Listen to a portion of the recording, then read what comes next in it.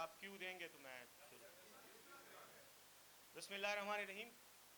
بہت شکریہ آپ لوگوں کا. آج صبح صبح اتوار کے دن چھٹی کے دن میں نے آپ کو زحمت دی. ہم گریٹفل آپ لوگ یہاں آئے. کچھ ضروری گزارشات تھیں جن کے لیے آج کا دن ہمیں کرنا پڑا، اسپیسیفائی کرنا پڑا. سب سے پہلی بات تو یہ ہے کہ 22 اگست کو پاکستان تحریک انصاف نے اسلام آباد میں جلسے کا اعلان کیا ہے. ہماری پارٹی کی اعلیٰ قیادت نے عمران خان صاحب سے مشورے کے بعد 22 اگست کی تاریخ پر فیصلہ کیا ہے کہ ہمارے کارکن یہاں آئیں گے اور اسلام آباد میں ایک عظیم الشان جلسہ کریں گے. اس سلسلے میں جہاں تک پاکستان کی تنظیم کا پارٹی کا تعلق ہے تو سب کو موبلائز کیا گیا ہے اور کارکنان کی ایک بہت بڑی تعداد آئے گی، لیکن خاص طور پر خیبر پختونخوا سے انشاءاللہ بہت بڑی تعداد میں ہمارے قافلے آئیں گے. بہت بڑی تعداد میں لوگ جلوسوں کی شکل میں آئیں گے اور اس جلسے میں خیبر پختونخوا کے کارکنان کا، پارٹی تنظیم کا، عوام کا بہت بڑا ایک رول ہوگا اور کردار ہوگا. اس سلسلے میں ایک بات واضح کرنا چاہ رہا ہوں کہ چیئرمین پاکستان تحریک انصاف عمران خان صاحب نے بار بار یہ کہا ہے کہ ہم کوئی بھی خلاف قانون کام نہیں کرنا چاہتے. ہم نہیں چاہتے کہ کسی بھی صورت میں قانون کی خلاف ورزی ہو. اسی لیے ہم جب بھی جلسہ کرنے کا فیصلہ کرتے ہیں تو ہمیشہ اس ضلع کی انتظامیہ سے اجازت لیتے ہیں، اور اگر انتظامیہ کی طرف سے مشکلات ہوتی ہیں تو ہم عدالتوں سے رجوع کرتے ہیں. کہیں بھی ہم نے غیر قانونی طور پر زبردستی قانون کو ہاتھ میں لے کر جلسہ کرنے کی کوشش نہیں کی. لیکن اگر جیسا کہ خدشہ ہے کہ اسلام آباد کی ضلعی انتظامیہ ایک بار پھر بہانہ سازی کر کے جھوٹے جواز تراش کر اس جلسے کی اجازت دینے سے انکار کرنے کا خطرہ، امکان اور خدشہ ہے، اس لیے میں ابھی سے بہت ہی عاجزانہ الفاظ میں حکومت اسلام آباد کو یہ کہنا چاہتا ہوں کہ جلسے کی اجازت دینا آپ کا قانونی فریضہ ہے اور ہمارا آئینی حق ہے.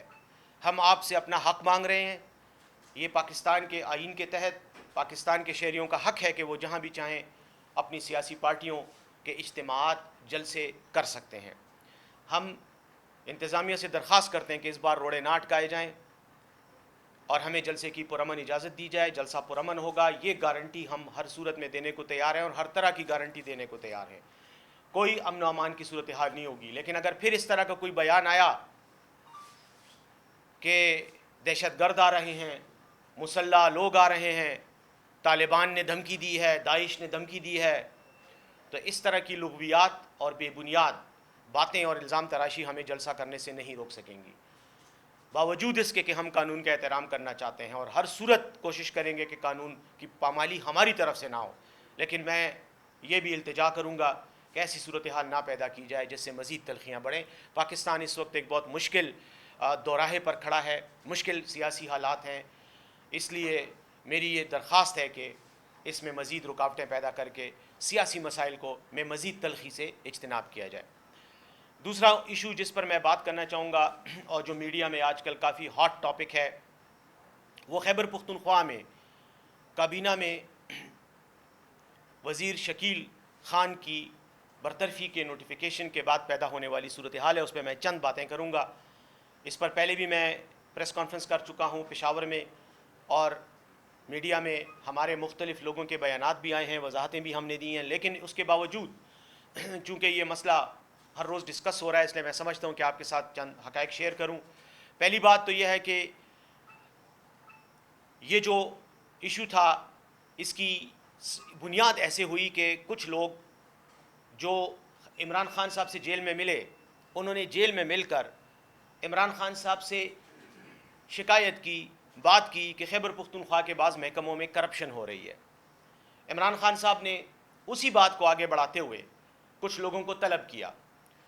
جن کو طلب کیا اور جن کی طرف سے یہ بات آئی تھی ان میں ایک تو شکیل خان صاحب تھے، کیونکہ ان کے محکمے کے حوالے سے اخبارات میں، میڈیا میں، سوشل میڈیا پہ باتیں چل رہی تھیں تو ان کو بلایا گیا. ساتھ ہی عاطف خان صاحب تھے، اسد کیسر صاحب میرے خیال میں وہ بھی تھے، اور شاید ایک دو اور لوگ تھے جن کے مجھے اس وقت نام ایگزیکٹلی یاد نہیں ہے. انہوں نے ملاقات کی، آج سے کوئی تین ہفتے پہلے کی بات ہے.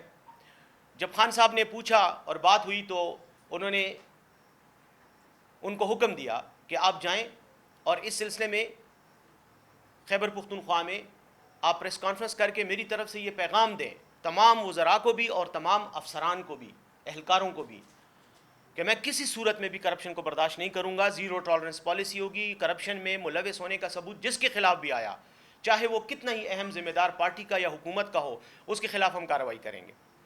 اس کانٹیکسٹ میں آپ کو پتہ ہے کہ شکیل خان صاحب نے ایک پریس کانفرنس بھی کی. اس پریس کانفرنس میں پشاور میں بھی ان کے ساتھ بیٹھا تھا. وہاں پر بات چیت ہوئی اور انہوں نے بعض تحفظات کا اظہار بھی کیا اور یہ بھی کہا کہ میں خان صاحب کے حکم سے یہ سب کچھ کر رہا ہوں. اس کے بعد ایک بار پھر خان صاحب سے ملاقاتیں ہوئیں مختلف لوگوں کی. وزیر اعلیٰ صاحب کی بھی ملاقات ہوئی اور بھی جو پارٹی کے لیڈرز ہیں ان کی بات ہوئی اور میری اپنی ملاقات. میں تو یہ آپ کے ساتھی گواہ ہیں، یہ یہاں پہ بیٹھے ہوئے ہیں جو جیل میں آتے ہیں رپورٹنگ کرتے ہیں. میں تو تقریباً کوشش کرتا ہوں ہر پیشی پہ میں وہاں ہوتا ہوں.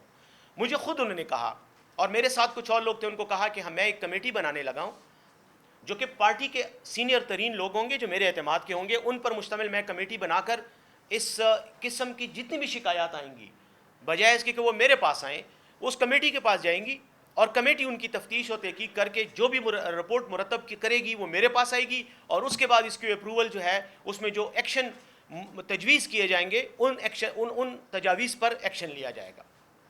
اس میں ایک انہوں نے شاہ فرمان صاحب کا نام لیا، ایک انہوں نے قاضی محمد انور صاحب جو بہت سینئر وکیل ہیں، سپریم کورٹ کے سابقہ سینیٹر بھی رہ چکے ہیں، ان کا نام، اور ایک ہمارے آپ کو پتہ ہے کہ بریگیڈیئر مصدق عباسی صاحب ہیں جو ہمارے احتساب کے لیے اور کرپشن انسداد کرپشن کے لیے خیبر پختونخوا کے وزیر اعلیٰ کے معاون خصوصی ہیں، کہ یہ لوگ پروب کریں گے، یہ لوگ بات کریں گے اور جو بھی تحفظات اور شکایات ہیں ان کا اختیار ان کو ہوگا. کمیٹی فیصلہ کرے گی اور پھر مشیر احتساب جو ہیں وہ اس پہ کارروائی کریں گے. تو شکیل خان کو بھی کہا گیا کہ چونکہ آپ کے محکمے کے حوالے سے آپ نے خود کہا ہے، پریس کانفرنس بھی کی اور آپ نے مجھ سے بھی کہا ہے، تو آپ بھی اس کے سامنے پیش ہوں گے، آپ کے محکمے کا بھی ہوگا اور باقیوں کا بھی ہوگا. تو اس سلسلے میں تقریباً 2 ہفتے کی کارروائی بھی ہوئی. مختلف لوگوں کے بیانات لیے گئے، زبانی بھی لیے گئے اور تحریری بھی لیے گئے، اور جو کچھ بھی ایویڈنس تھا اس کی بنیاد پر کمیٹی نے تجاویز مرتب کر کے وزیر اعلیٰ کو پیش کر دیں. جب پیش کر دیں تو کمیٹی میں شکیل خان صاحب کو مورد الزام ٹھہرایا گیا. مطلب کہا گیا کہ ہاں ان کے خلاف جو شکایات تھیں کمیٹی کے مطابق وہ ملوث پائے گئے ہیں، اور یہ کمیٹی کی رپورٹ نہ میں نے بنائی ہے، نہ وزیر اعلیٰ نے بنائی ہے، نہ پارٹی کے کسی اور شخص نے بنائی ہے، بلکہ یہ اس کمیٹی نے بنائی ہے جو عمران خان صاحب کی بنائی ہوئی کمیٹی ہے اور جس پر ان کا اعتماد تھا. اس کے بعد وزیر اعلیٰ نے شکیل خان صاحب کی برطرفی کا نوٹیفیکیشن، بطور وزیر برطرفی کا نوٹیفیکیشن جاری کرنے کے لیے سمری جو ہے وہ گورنر کو بھیجی. سمری پر گورنر کے سائن ہونے سے پہلے برطرفی ہو گئی، وہ انہوں نے استعفیٰ دے دیا وزیر نے خود ہی، تو بات ختم ہو گئی اور بات یہاں ختم ہو جانی چاہیے تھی. اس سلسلے میں جو اور لوگ ملوث ہیں ان کے خلاف بھی کارروائی، اگر سرکاری ملازمین ہیں، سیکٹری ہیں، کوئی اور سرکاری افسر ہے، ان کے خلاف جو کارروائی ہے وہ بھی اسی میں لکھی گئی ہے اور اس پر کارروائی ہوگی. لیکن اس مسئلے نے ایک کنٹروورسی پیدا کر دی اور ہمارے بعض رہنماؤں کی طرف سے میڈیا میں بیانات، یعنی سوشل میڈیا پہ خاص طور پر بیانات آنے لگے جن سے یہ تاثر دیا گیا کہ شاید یہ واقعہ وزیر اعلیٰ کے کسی کے ساتھ ذاتی تنازع، اختلاف یا عناد کی وجہ سے پیش آیا ہے اور شاید شکیل خان کی برطرفی جو ہے یہ وزیر اعلیٰ کا ذاتی فیصلہ ہے. حالانکہ جو یہ لوگ بات کر رہے تھے ان کو پتہ تھا، اور پتہ نہ ہونے کی کوئی وجہ نہیں ہے کیونکہ یہ باتیں میڈیا میں بھی آ چکی تھیں اور سب کو پتہ تھا کہ ایک انکوائری ہو رہی ہے، کہ یہ انکوائری وہ کمیٹی کر رہی ہے، یہ وزیر اعلیٰ ذاتی حیثیت میں نہیں کر رہا، نہ وزیر اعلیٰ اس کمیٹی کا ممبر ہے. بہرحال جب یہ ساری کچھ ہوا اور یہ اعتراضات ہوئے تو اس میں آپ کو پتہ ہے عاطف خان صاحب جو ہمارے ممبر ہیں قومی اسمبلی کے، ان کی طرف سے ایک ٹویٹ آئی.